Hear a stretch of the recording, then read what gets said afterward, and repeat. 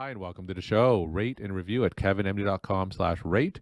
Subscribe at KevinMD.com/podcast. Today, we welcome back on the show Nancie Wiseman Attwater. She's the author of A Caregiver's Love Story. Today's Kevin MD article that we're going to talk about is titled The Slow Progression of Aging.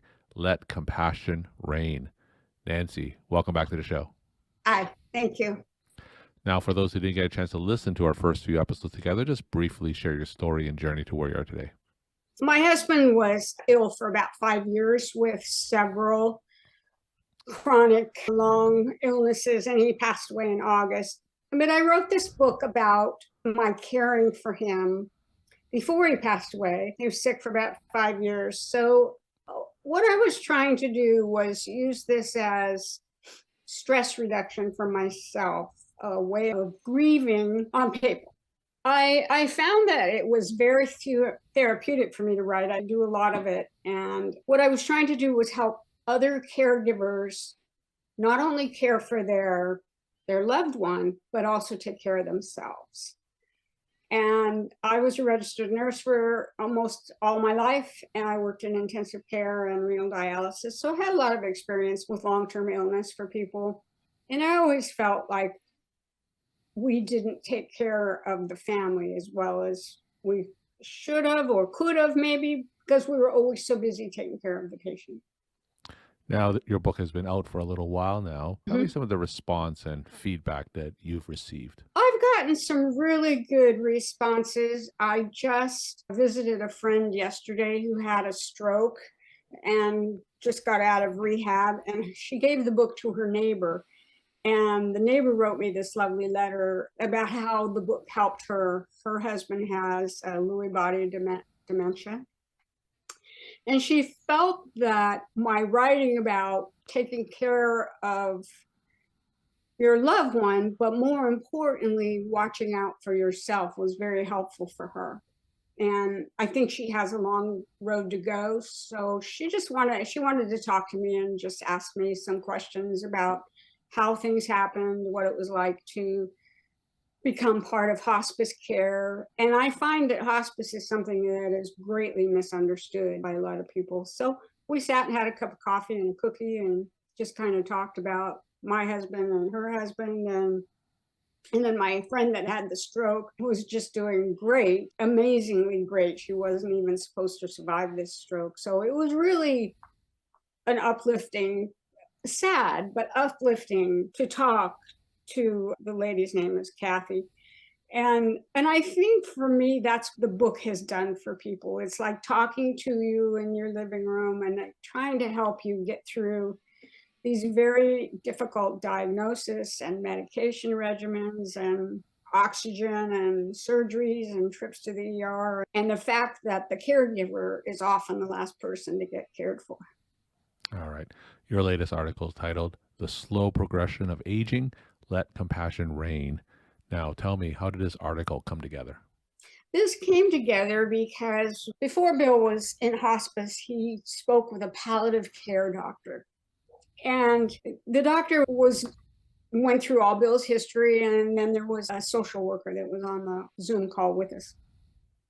And what the doctor wanted Bill to do, Bill was 83 at this time, he died at 84, wanted him to go on a plant-based diet, stop taking a medication that was started on because he'd had a TIA, and make all these changes that were clearly too late for Bill. They make sense to not eat bacon and exercise and do all that, but Bill could barely walk. And I found that it was a speech that he probably gave to everybody without knowing anything really about what the patient was capable of. Bill loved bacon. I was not going to take bacon away the last 6 months of his life. And so to me, it was all sensible advice, and I have tried to follow a lot of it, but there wasn't a lot of compassion for the situation. And so he talked about health span, and it all makes sense when you're 40, but not when you're 84 and already have a terminal illness.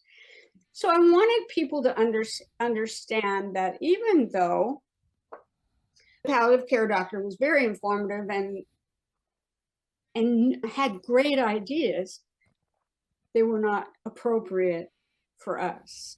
And that's where this kind of fell apart. And I think because he never met Bill, he only read his chart, but that's how it works.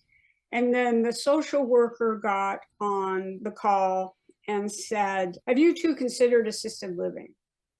Well, yes, we have, but there are a lot of ramifications with assisted living too, and we weren't sure that Bill would even have survived a move. But I felt that it was good advice, but there was no compassion for Bill and his needs.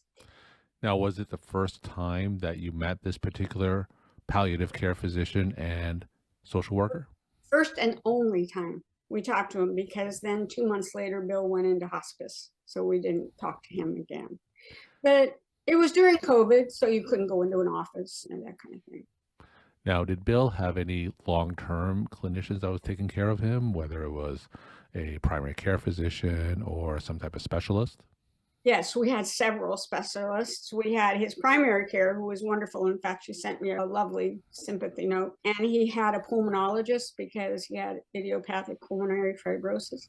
And Bill really liked him because when we went into the office to see him, he really felt that he was giving him a more realistic idea of, let's start this medication. We're going to start you on oxygen. We're going to try all these things. But he didn't take Bill's bacon away, which is what really upset Bill more than anything. So for me, I looked at it as my job was to keep Bill comfortable, even though, yes, the bacon was bad, but he didn't like eating plant-based diets because he'd never done it. And it needed to be started when he was younger, but it just didn't happen because we didn't know as much about plant-based diets as we did then. Ideally, a lot of these conversations should be with someone who knows Bill and you on a longer term basis, like a primary care physician, Right. and certainly would understand some of the context and know who Bill was, versus someone who literally would only meet you Right. one and only time. So I guess the question is, did Bill's long-term physicians approach some of these issues with both of you? No. Once Bill had the test for dementia and did not do very well, she pretty much talked to me about what to do for Bill because Bill was not always able to track a conversation. But as soon as we went on hospice, he no longer saw his physicians. We only saw the hospice doctor and the hospice nurse. And the hospice doctor came to the house a couple of times and he looked very young. And Bill said, "You look like you're 16. What are you doing trying to take care of me at the end of my life?" And of course, the doctor took it very well because he's probably heard it a lot. But he tried to explain to Bill why he was interested in end of life care and that kind of thing. But for me, it was a little bit of an issue in that this doctor that had done nothing but read Bill's chart again was telling us how to handle his end of life situation, where Bill loved his primary care. She was an ex-Army doctor. Bill was ex-Army, and he loved talking to her. And I think if she'd have said, go to the plant-based diet and cut out the bacon, he might have listened just a little harder. He wouldn't have done it, but he might have listened a little harder. It was because we kept dealing with new doctors when he had a doctor that he loved. And I know it's kind of the system, you keep getting referred to specialist. He loved his pulmonary doctor, and he felt he could talk to him and say, "Dr. Dillon, I'm not tolerating this oxygen at this dose. What can I do?" He felt like he could have a conversation with him.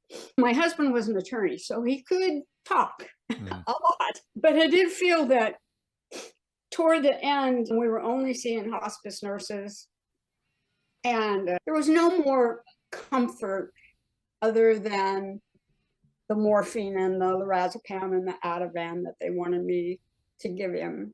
And that's not what Bill wanted. He wanted somebody to talk to him.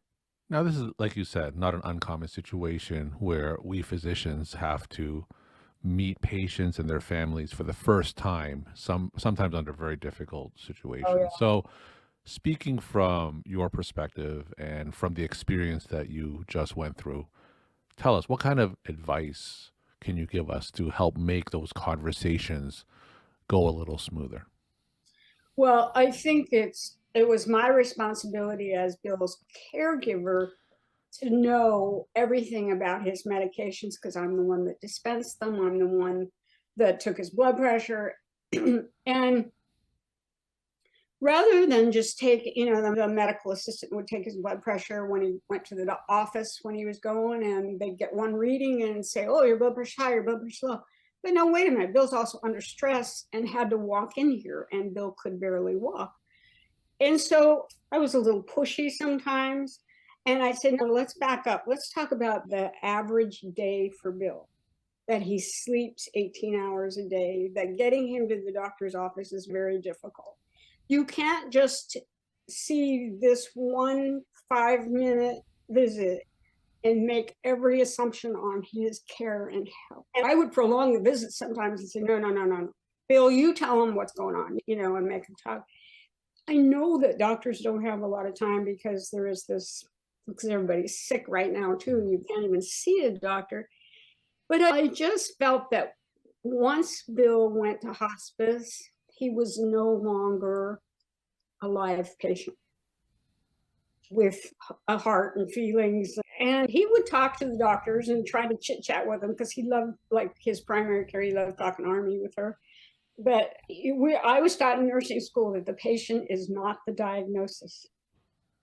And I got in trouble one time for saying, oh, the diagnosis is the same. The only thing that changed was the patient's name. And my head nurse jumped all over me for saying that. But it just becomes the only way we can treat patients anymore. It is because I think to get emotionally attached to patients is extremely difficult for a doctor because you see so many and you have to deal with family members that don't understand the disease process and that kind of thing. I spoke to a neighbor's, I guess it was her cousin the other day, who's on dialysis, who had absolutely no clue whatsoever why he was on dialysis. And I didn't think it was my place to explain. But it's not the doctor's fault. It could be his comprehension of the whole thing. But Bill understood. And if he had questions, they didn't always get answered unless I stepped in and said, listen, we're really unsure of this. You need to really take some more time, or we'll make another appointment. We'll come back. As difficult as it was for Bill to get in. We're talking to Nancie Wiseman Attwater. She's the author of the book, A Caregiver's Love Story. Her KevinMD article is titled The Slow Progression of Aging, Let Compassion Reign. Nancie, what are some of your take-home messages that you want to leave with the KevinMD audience? Have compassion for yourself as well as your loved one that you are caring for. I think we need to have a little more compassion for our doctors as well. I think the medical field has had a really rough time of it, and doctors are getting sick and quitting their jobs. And although it's not our job to take care of them, I think we need to be a little more understanding of what their day is like, as well as the patient. And I think if we had the discussion where, you could say, how are you doing today, doctor? And he could say, I'm incredibly busy. We got to make this quick. I'd probably be more understanding of that than the bum's rush I often felt like we got because Bill liked to talk a lot. And my takeaway would be more compassion for everybody. Nancie, thank you so much for sharing your story, time, and insight. Thanks again for coming back on the show. Thanks.